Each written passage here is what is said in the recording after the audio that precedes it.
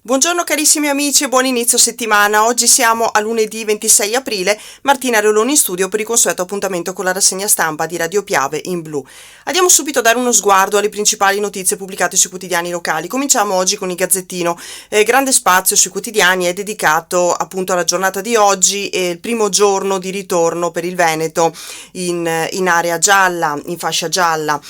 Andiamo quindi appunto al Gazzettino. La prima pagina vede come titolone di apertura una dichiarazione del presidente della provincia Roberto Padrin che dice: tutti a scuola ancora presto. I presidenti della provincia invitano a non abbassare la guardia nel giorno del ritorno in zona gialla, ancora troppi rischi. Questo è il titolo e poi andremo a leggere l'articolo di Andrea Zambenedetti.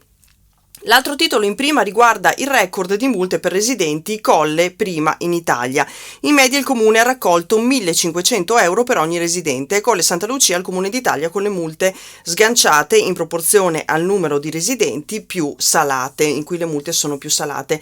E c'è anche una dichiarazione del sindaco Paolo Frena che dice: merito dell'autovelox a Passo Giau necessario perché le moto corrono. Andremo a leggere anche questo. Un altro lancio dalla prima è dedicato al ritorno nelle sale del cinema, agli spettacoli. Alle 19.30 si torna in sala al Cinema Italia, oggi appunto alle 19.30 per la riapertura. Emanuele Sangalli, il titolare e gestore del Cinema Italia, rimanda ad una via crucis che ha unito i cinema d'essè e quelli commerciali, i teatri e gli operatori dello spettacolo in un unico grande calderone di dimenticati. E andremo a leggere anche questo articolo a breve. La foto di copertina è dedicata alla ricorrenza di ieri, quella del 25 aprile, l'anniversario della liberazione. Il giovane partigiano fu ucciso a Sedico dal Sudafrica per liberare l'Italia. C'è un articolo di Pazuk e nella foto c'è la lapide con il ricordo del partigiano sudafricano Michael Bryant. E ancora Taibon, ancora ignoti gli assassini del vescovo. 23 anni fa, il 26 aprile 1998, in Guatemala moriva Juan José Gerardi Conedera, il vescovo di origini agordine. Era un taboner, strenuo difensore dei diritti umani e venne brutalmente ucciso, tanto che il cadavere poté essere riconosciuto solo attraverso l'anello episcopale.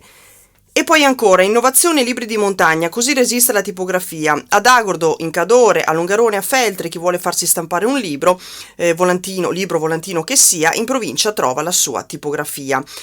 Tutte a patire una sorta di crisi della carta stampata, a cui si somma lo stop collegato alla pandemia. Un quadro nero che ha già mietuto vittime, 2 aziende storiche della città di Belluno, la tipografia Piave e la tipografia Sommavilla, ma c'è anche chi resiste e si parla della DBS di Seren del Grappa. E c'è questo articolo di Daniela De Donà. E poi ancora parlando di Covid, il Covid cambia le ferie alla Luxottica, 2 settimane in agosto, una a piacere. C'è un articolo di Raffaela Gabrieli. Fermiamoci subito alle dichiarazioni di Padrin in riferimento alla ripartenza. Il presidente Padrin: un giallo in bilico tra felicità e paura, si legge nel titolo. Il primo inquilino di Palazzo Piloni invita i suoi concittadini alla prudenza: vogliamo che tutti tornino in classe, ma non ci sono ancora le condizioni. Giallo speranza, ma con i piedi ben saldi per terra. Le prime immagini degli assembramenti per lo spritz, prima del ritorno in giallo, che scatta da oggi, rimbalzano le pagine social, portando con sé anche qualche timore di quel che sarà della curva dei contagi. Ma il ritorno verso la normalità è anche un grande segnale di speranza. Il presidente della provincia di Belluno, Roberto Padrin, lancia un monito rivolgendosi direttamente ai suoi concittadini. Se da un lato questo ritorno in zona gialla permette di riappropriarci della nostra vita, dice Padrin, permette ad alcune attività che più di altre hanno pagato a caro prezzo questa sorta di lockdown, dall'altra parte penso che se non continuiamo a mantenere comportamenti responsabili il rischio è ancora elevato. Il numero dei vaccinati è ancora piuttosto basso e si continua a morire di Covid, ricorda appunto Padrin. E nell'articolo sono ricordate anche quelle che sono un po' le regole che sono operative da oggi.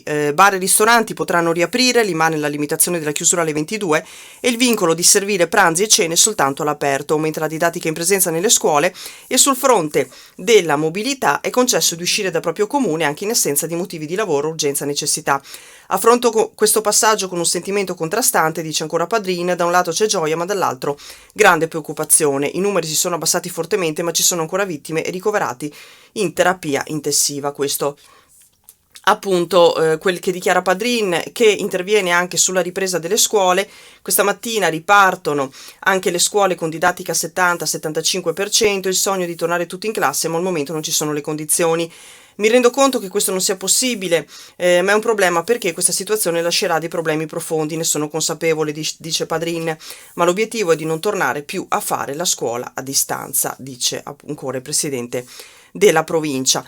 E a fianco c'è anche il bollettino della giornata di ieri, il consueto bollettino giornaliero fornito dall'Ursuno Dolomiti sui dati di Azienda Zero, che ha rivelato anche ieri purtroppo un decesso. Una donna di 88 anni era ricoverata nel reparto di pneumologia di Feltre ed è deceduta appunto nella giornata di ieri. Sono stati scoperti di 14 nuovi positivi sempre nelle ultime 24 ore.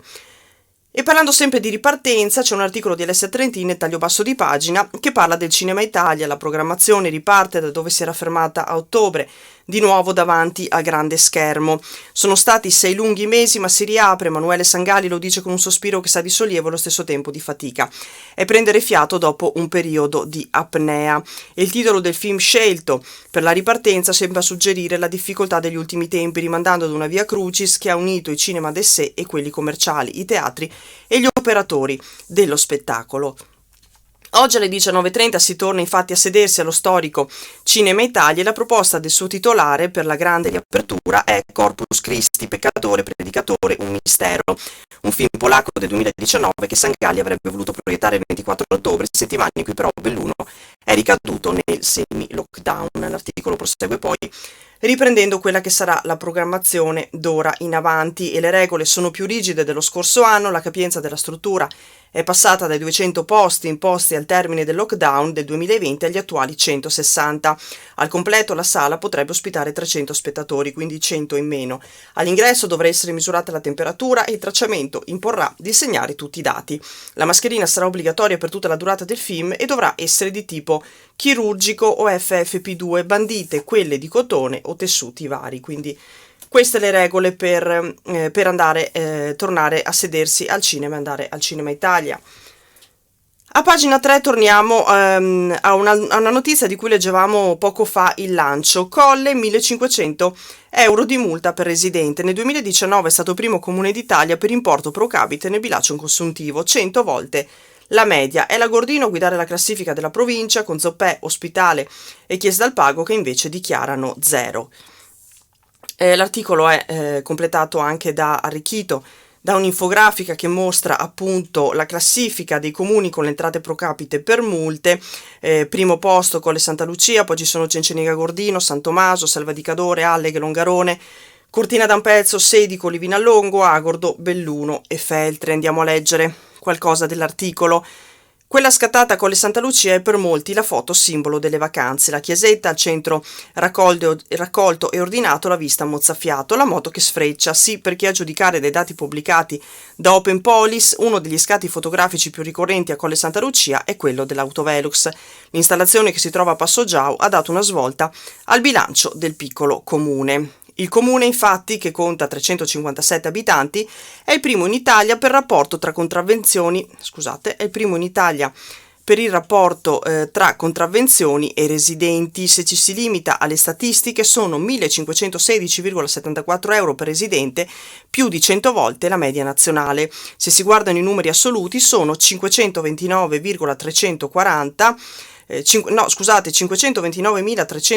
euro che il municipio ha iscritto a bilancio consuntivo nel 2019 come introiti provenienti dalle multe, 529.000 euro. Per fare qualche proporzione, il secondo comune d'Italia è Roseto Capo Spulico, provincia di Cosenza, poco meno di 2.000 abitanti e quasi 15 euro in meno di multe per abitante. Colle Santa Lucia, si legge ancora nell'articolo, è anche l'unico comune bellunese nella classifica dei veneti, secondo municipio veneto per incassi in provincia di Rovigo, che incassa poco più di metà di quanto introite invece pro capite Colle Santa Lucia. All'11° posto in Veneto si piazza Cencenighe con 226 euro di contravvenzioni per abitanti, e il resto della classifica lo abbiamo visto poco fa. L'articolo è di Andrea Zambenedetti. È poi riportato sempre a cura di Zambenedetti un articolo con le dichiarazioni del sindaco Paolo Frena che dice: è a Passo Giau il Velox dei record, moto come in pista era necessario. Ma davvero siamo addirittura i primi in Italia? Paolo Frena, primo cittadino, è stupito ma neppure troppo dei numeri usciti dal rapporto Open Police. Eh sì, abbiamo un autovelox ed è a Passo Giau, l'abbiamo installato in una zona urbanizzata in cui lamentavano la rumorosità dei motociclisti in transito, non che ci fossero stati così tanti incidenti, ma questa problematica era molto sentita. Ci sono delle terrazze, a certe ore diventava impossibile stare all'esterno proprio per il rombo di questi centauri, così abbiamo deciso di installarlo, si legge appunto in questo articolo per chi volesse approfondire con le dichiarazioni del sindaco Paolo Frena. Andiamo avanti e siamo in questo caso a pagina 7 del Gazzettino di Belluno. Libri di montagna, così resistiamo. Silvio De Boni della tipografia DBS di Serene spiega come è riuscito a superare la crisi che ha portato a varie chiusure. Puntiamo su pubblicazioni di escursionismo e territorio, dice, ormai centinaia di volumi che raccontano le nostre bellezze. E parliamo di una tipografia che è stata fondata nel 1981 da Silvio De Boni a Rasai di Seren del Grappa, a pochi chilometri da Feltre, e da allora la tipografia si è distinta per le sue missioni: da una parte garantire un servizio di qualità costantemente aggiornato e al passo con i tempi, e dall'altra raccontare il territorio così da non disperdere il suo ricco patrimonio culturale e popolare. L'intervista è di Daniela De Donà. E in un periodo in cui il mondo della carta stampata è in crisi, una crisi che è stata accentuata anche dallo stop collegato alla pandemia, un quadro nero in cui ci sono state già 2 vittime, 2 aziende storiche della città di Belluno, la tipografia Piave e la tipografia Sommavilla. Ma c'è appunto chi si distingue ed è la DBS di Seren del Grappa, azienda che oggi in gran spolvero, forte di 27 dipendenti. Al timone c'è il titolare Silvio De Boni, che con le sue iniziali del nome ha fondato giusto 40 anni fa in località Rasai la tipografia DBS. A pochi chilometri da Feltre, la città natale del primo stampatore italiano Panfilo Castaldi. La necessità di rimanere al passo coi tempi, soprattutto in termini ecologici, ha aumentato effettivamente il numero di persone che domandano l'uso di carta riciclata nel processo di stampa. Spesso sono i clienti stessi che si dimostrano sensibili a questa causa, spiega il titolare dell'azienda. Se escludiamo l'editoria per ragazzi, il settore che maggiormente riesce a resistere in questo complicato panorama è quello locale, dice. Da noi reggono bene le pubblicazioni collegabili alla montagna, alla Grande Guerra, all'escursionismo, in generale alla cultura locale. Questi rappresentano i generi che maggiormente vanno in stampa e sono anche gli ambiti che vedono al lavoro la tipografia di Seren, di Rasai, di Seren del Grappa, e l'articolo è arricchito da una fotografia che ritrae proprio Silvio De Boni, fondatore della DBS. Andiamo avanti, leggiamo come le abitudini, come il Covid cambia le abitudini Luxottica, cambia le abitudini anche il calendario delle ferie, si legge nel titolo. Ad agosto gli operai faranno 2 settimane e non 3 come prima. Calendario ferie Luxottica, in tempi di pandemia cambia la tradizione. Alle classiche 3 settimane a cavallo di Ferragosto i lavoratori ne preferiscono 2 in quel periodo e una terza da scegliere individualmente nel corso del resto dell'anno. L'opzione è emersa da un sondaggio sottoposto alle maestranze che è diventato un accordo ufficiale tra azienda e sindacati. Dopo alcuni giorni di analisi rispetto all'esito del sondaggio, affermano i rappresentanti della FEMCA CISL, azienda e RSU hanno sottoscritto l'accordo per il calendario ferie estive 2021. Questo tempo si è reso necessario per elaborare l'esigenza di fruire delle ferie o nelle 3 settimane consecutive oppure di poterne gestire una in un momento differente. Ed è emerso come solo un terzo dei colleghi abbia scelto la soluzione tradizionale, quindi 3 settimane ad agosto, mentre ben 2 terzi hanno preferito calendarizzare la terza settimana in un periodo diverso dell'anno, si legge nell'articolo che è di Raffaela Gabrieli. Torniamo un attimo indietro e leggiamo ancora un articolo prima di passare al Corriere delle Alpi. Torniamo un secondo nella prima pagina, c'è l'articolo appunto di Raffaella Gabrieli, vediamo alla pagina 9 del Gazzettino di Belluno e tratta del vescovo Taiboner dopo 23 anni, delitto irrisolto. 23 anni fa, il 26 aprile del 98, in Guatemala moriva Juan José Gerardi Conedera, il vescovo di origine agordine, strenuo difensore dei diritti umani, venne brutalmente ucciso. Le sue innumerevoli difese a favore degli ultimi avevano disturbato più persone.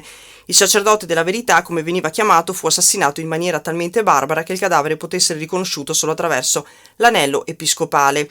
3 degli esecutori materiali del delitto furono individuati, il volto dei mandanti invece è ancora avvolto nelle nebbie di depistaggi e omertà istituzionale. E c'è questo articolo sempre di Raffaella Gabrielli, quindi un delitto dopo 23 anni che è ancora irrisolto. Passiamo al Corriere delle Alpi. La prima: Veneto, la sfida della ripartenza. Zaia, niente passi falsi ora. Da oggi zona gialla, parziale ripresa, ma c'è anche il timore per altre ricadute. Il governatore lancia l'appello, c'è un articolo di Albino Salmaso. Oggi riaprono ristoranti e bar, sia i controlli no alle multe. Oggi con la zona gialla ristoratori e bar possono riaprire gli spazi esterni, ma in provincia c'è l'incognita del meteo, come si leggerà in un approfondimento di Francesca Valente alle pagine 6 e 7.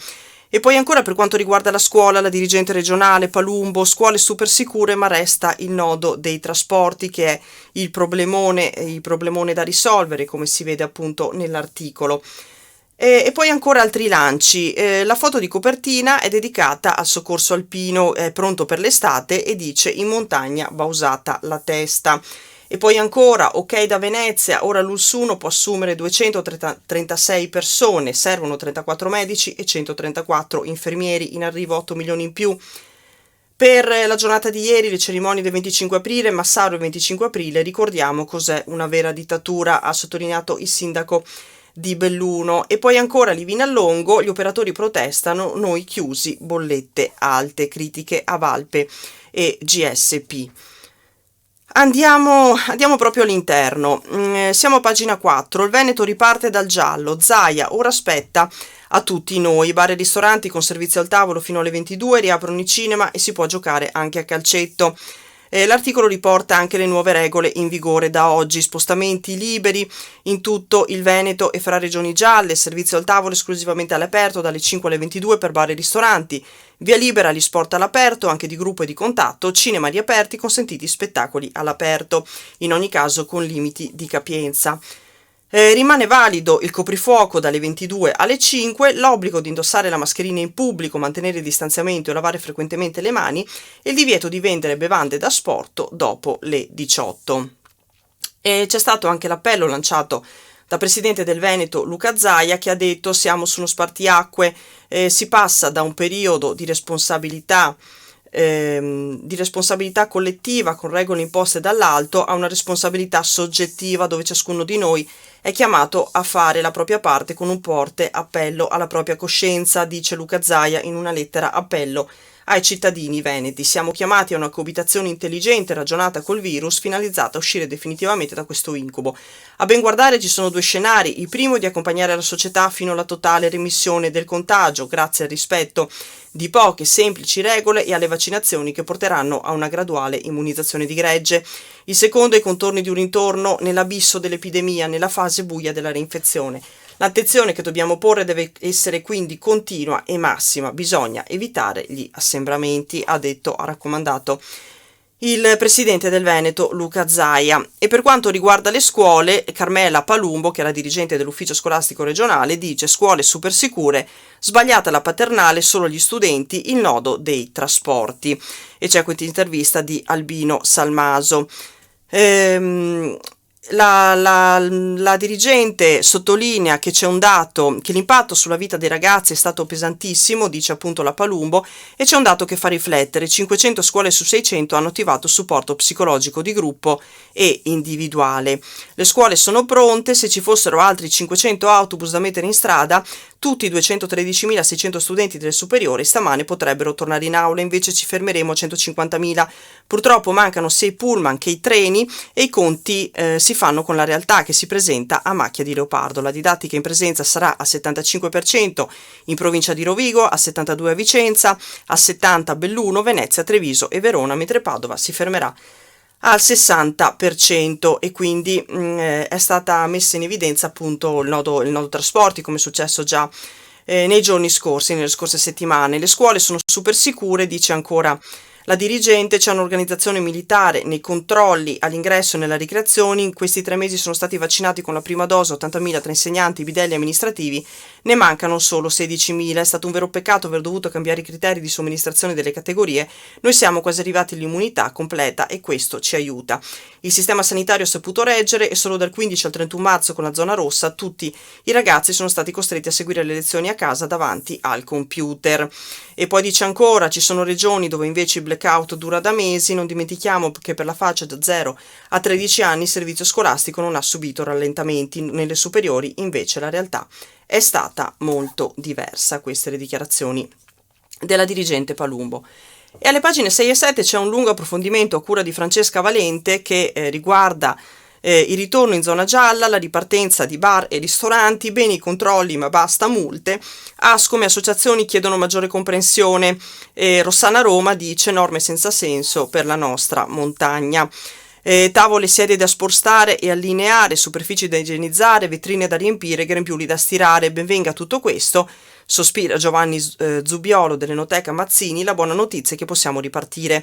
Per ristoratori e baristi che da oggi cavalcheranno l'onda del nuovo decreto riaperture, la sveglia di questa mattina ha suonato presto. Il meteo da rientro in zona gialla però non sarà di grande aiuto, visto che passerà da nuvoloso al mattino a coperto in serata con piovaschi in aumento, anche se deboli e sparsi, e temperature più fredde rispetto ai giorni scorsi. Stiamo supplicando di poter aprire in condizioni diverse. Il grido di Rossana Roma, presidente di FIPE Belluno. All'aperto ci sa anche minor contagio, ma qui da noi cresce il rischio di prendersi una polmonite o di vedersi arrivare un acquazzone. Il direttore Ascom Luca Dal Poz calca un po' di più la mano. Pesano le iniquità e le differenze, perché in fabbrica si può lavorare gomito a gomito mentre nei locali no. E poi gli articoli continuano con la raccolta di testimonianze anche fuori da Belluno. Questo articolo riguardava un po' il centro città. C'è il bar Canton di Lentiai e il molo di Cortina che si adeguano. Gli alpini di Lamen aiutano l'agriturismo, si ampliano gli spazi all'aperto, comune e fornitori ci aiutano. Val di Zoldo resta in stand-by, noi viviamo col turismo, nella valle si teme l'effetto domino. Le attività sono collegate tra loro, dobbiamo resistere. A Cibiana lo sfogo di Vicentini, recensioni negative perché facciamo rispettare le regole. C'è anche questo problema. Se chiude anche solo un commerciante, crolla il sistema interno. Val di Zoldo lo chiamano effetto domino, è la pura più grande che la prima tessera abbia già iniziato a traballare. Non sono ancora nelle condizioni di aprire, esclama Alessandro Vota della locanda Tana dell'Ors. Il clima è una variabile troppo grande per organizzare 10 dipendenti, ho bisogno di anticipo. Speriamo di riprendere a far qualcosa da martedì 4 maggio e questa è soltanto un'altra delle testimonianze. A pagina 8 c'è un articolo di Dante Damin che parla dei vaccini e parla della buona adesione degli over 70 all'appuntamento all'ex Marangoni di Feltre. Vaccinazione straordinaria, somministrate 117 dosi. C'è speranza tra gli anziani dopo l'immunizzazione. Sogniamo la normalità, si legge in questo articolo. Andiamo avanti, andiamo alla prima pagina di Belluno. Siamo a pagina 16 in questo caso.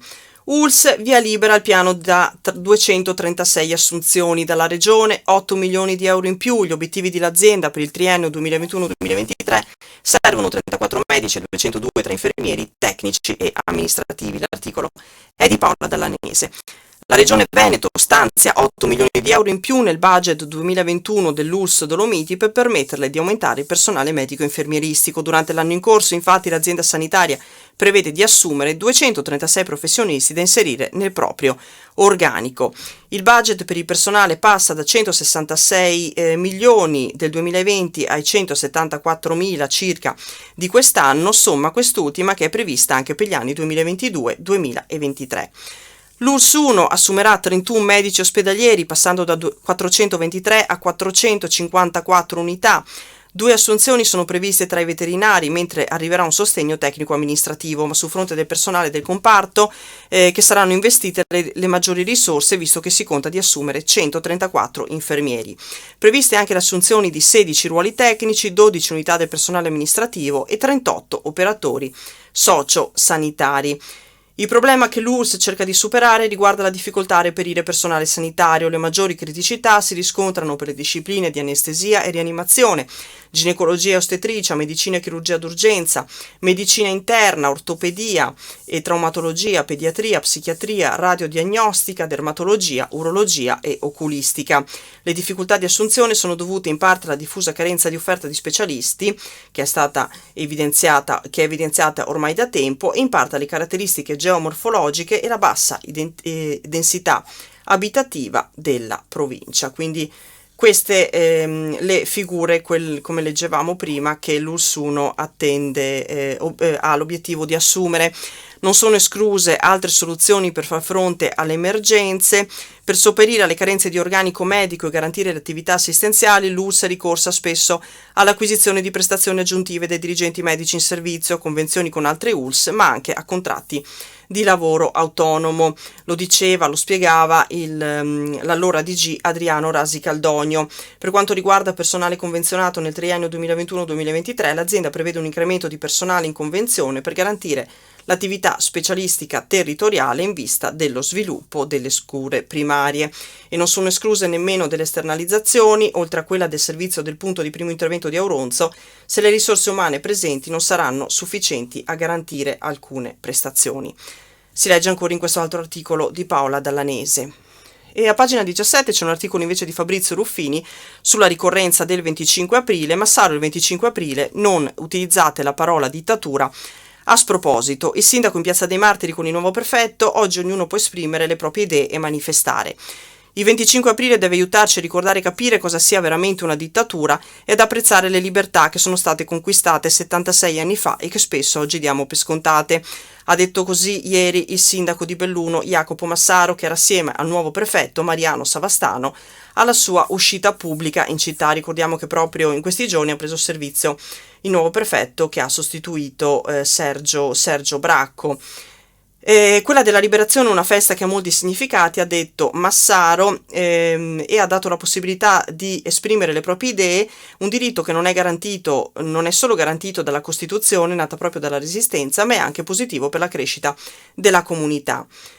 Questo vale ovviamente anche nel difficile momento che stiamo attraversando, una situazione che nessuno si è trovato ad affrontare prima e che apre il campo a interpretazioni ed idee molto contrastanti. Discutiamo sulla didattica a distanza, sulle aperture, sulla necessità o meno di portare la mascherina, e nessuno vieta questo tipo di dibattito, ma finché ci sono delle regole è giusto che tutti le seguano per il rispetto di tutti e non solo di una parte della popolazione. Continua Massaro: ho ricevuto alcuni messaggi da persone che mi chiedevano aiuto per liberarci da questa dittatura. Io penso che il 25 aprile debba ricordarci il significato delle parole che utilizziamo. Ricordiamoci che oggi tutti sono liberi di esprimersi, a differenza di quanto si pensa.